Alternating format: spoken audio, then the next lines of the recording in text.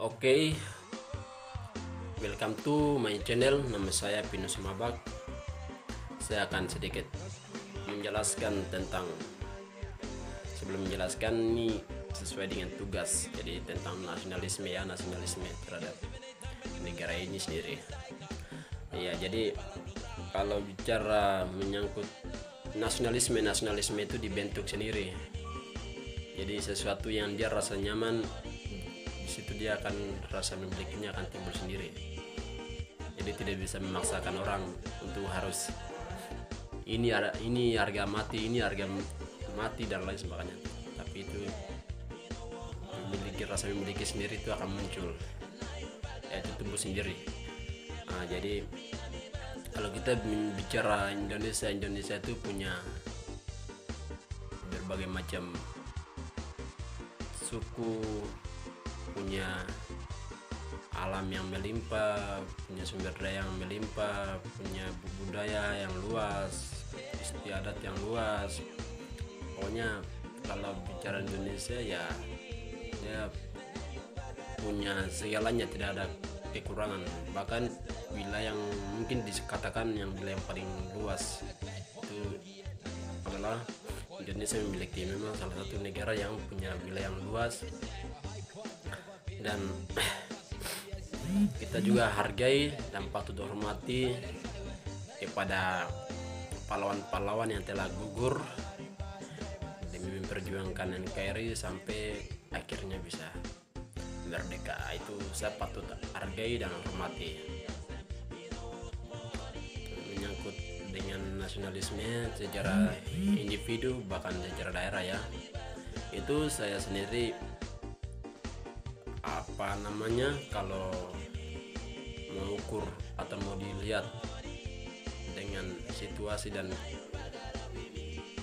yang ada di Papua, kalau dilihat itu tidak sama begitu. Dalam arti ya, kita ini dikatakan Papua itu dikatakan itu ya anak tiri begitu ya. Jadi menyangkut soal Papua ya, untuk pendekatannya terhadap manusia Papua atau orang-orang Papua itu sendiri itu susah untuk temukan pendekatan tersendiri seperti itu.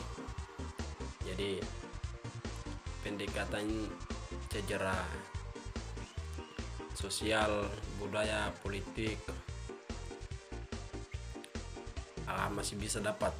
Tapi yang dilihat dari era Soekarno sampai dengan Pak Jokowi ya, pendekatan terhadap orang Papua itu sendiri tuh masih dikatakannya tuh belum tercapai begitu, belum tercapai. Jadi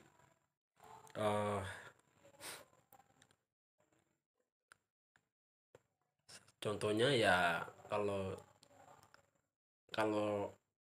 pendekatan dengan militerisme, pendekatan dengan kapitalisme itu tidak akan dapat ujung kedamaian begitu. Jadi bagaimana caranya ya, negara harus pendekatan terhadap orang Papua itu yang selayaknya sebagai orang Indonesia umumnya. Tapi ya, ini pendekatan itu bukan pendekatan positif, tapi masih negatif. Makanya di dusun-dusun atau di lembah-lembah, di kampung-kampung, halaman-halaman di jauh sana, hutan-hutan itu masih pendekatan dengan militerisme masih terus berlancar. Operasi-operasi militer masih terus berlangsung. Jadi susah. Bagaimana kalau negara tidak kasih bebas untuk dipercayakan orang Papua itu sendiri untuk kelola mereka punya hasil tanaman, atau mereka punya hasil kekayaan, mereka punya hasil pendapatan daerah itu sendiri. itu harus mereka kelola sendiri. Jadi kasih kebebasan sedikit. Dan pendekatan juga pendekatan seperti kesehatan, pendekatan dengan masyarakat tuh ya sebagai umumnya ya seperti kita pendekatan orang Jawa di sini itu akan munculnya nasionalisme itu sendiri. Tapi pendekatan-pendekatan itu belum ada, makanya Papua itu orang Papua itu bilang biasa dikatakan itu ya belum nyaman begitu. Jadi belum keluar dari zona nyaman, kita masih dikurung begitu. Nah, jadi saran bahwa negara itu harus punya komitmen sesuai dengan Undang-Undang Dasar 45 yang sudah telah dibentuk, harus ikuti dan taati undang-undang tersebut dan adili semua persoalan tentang Papua itu sendiri, agar negara dia bisa luas, dia bisa lihat nyamannya kayak gimana.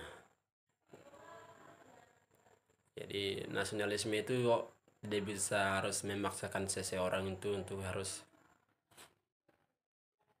untuk NKRI harga mati. Itu tidak bisa sebenarnya, karena nasionalisme itu tumbuh sendiri dalam hati, lubuk hati itu sendiri. Jadi di mana dia akan rasa nyaman, di situ dia akan teriak. Di situ dia diinjak, di situ juga dia akan berteriak untuk berlawan. Jadi nasionalisme itu dia tumbuh sendiri, tidak bisa memaksakan dari orang lain. Mungkin seperti itu. Sekian dan terima kasih. Sampai jumpa. Goodbye.